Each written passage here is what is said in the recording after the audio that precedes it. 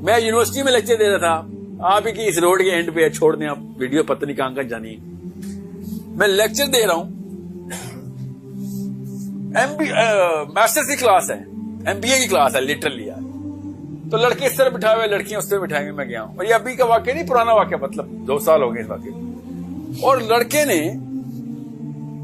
ایک دائی کوئی فاش قسم کی ویب سائٹ لیپ ٹاپ پہ کھولی ہوئی اور بیٹھا ہوا بس سائڈ پہ، اور مجھے دیکھ کے ایسے کر رہا تھا. تو کوئی زیادہ ہی میں کسی کو پسند آ جاؤں، یہ بھی نہیں ہو سکتا نا. تو مجھے بھی شک ہو گیا کہ اتنا تجھے مسکراہٹ آ رہی ہے مجھے دیکھ کے. تو میں بات کرتے کرتے اینڈ تک گیا ہال کے، اور میں نے دیکھا کہ کیا تو لیپ ٹاپ تو چلا سا کام اپنا پورا کر رہا ہے. میں نے کہا کھڑے ہو جاؤ بیٹا، سنو کیا چاہتے ہو دنیا سے. کہتا مجھے آپ کا سوال سمجھ نہیں آیا. میں کہا میں لیکچر کے لیے آیا ہوں، تم یونیورسٹی میں آئے ہو، کوئی تو کوئی کو معاملہ ہوگا دنیا سے، کیا چاہتے ہو، یہ تم کیا کر رہے ہو. کہتا میں کچھ بھی نہیں کر رہا سر. میں نے کہا میں بتا دوں کیا کر رہے ہو. کہتا نہیں سر. میں نے کہا تو پھر چھوڑو اس بات کو کہ تم کیا کر رہے ہو. Why are you doing this is the question. What are you doing؟ کہ تو میں نے تیرا پردہ تو نہیں اٹھانا. میں نے اتنے میں لڑکوں میں شور شروع ہو گیا، لڑکیوں میں بھی. کہ میں لڑکیوں کی طرف دیکھا، تمہیں کیا ہے. پتہ چلا سر وہ بھابھی کمرے میں ہے، اس لڑکے کی ہونے والی بیوی لڑکیوں کے سیکشن میں بیٹھی ہوئی ہے.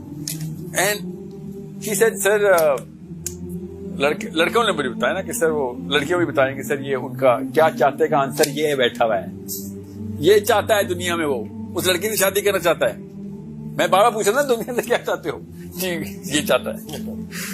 ایسے تیری ہونے والی بیوی کمرے میں موجود ہے، تجھے اس کو پتا ہے کہ تو کیا کر رہا ہے. کہتا ہے جی سر اس کو پتا ہے، آپ اس کی ٹینشن نہ لیں. And I looked at the girl and I said تمہیں پتا ہے وہ کیا کر رہا ہے. کہتی ہاں سر لڑکے ایسے ہی ہوتے ہیں. تیرے پاس لڑکے ایسے ہوتے ہوں گے بھائی، ہمارے پاس لڑکے ایسے نہیں ہوتے.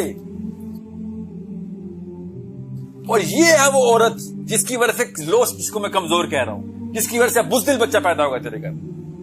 تیرے لو سٹینڈرڈز کی وجہ سے تیرے بچہ اور بھی لو سٹینڈرڈ پیدا ہوگا. تو نے کمپرومائز کیا، بھائی بندہ ایسا ہے.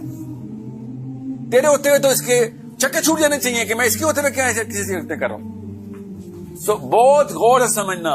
ہماری بیٹیاں، ہماری مائیں، ہماری بہنیں ہمارے گھر کے اندر ہمارا ماحول لفٹ کرنے کے لیے ہوتی ہیں. ان کے ہوتے ہوئے گالی نہیں نکلتی منہ سے کسی گالی گلوچ بندے کی.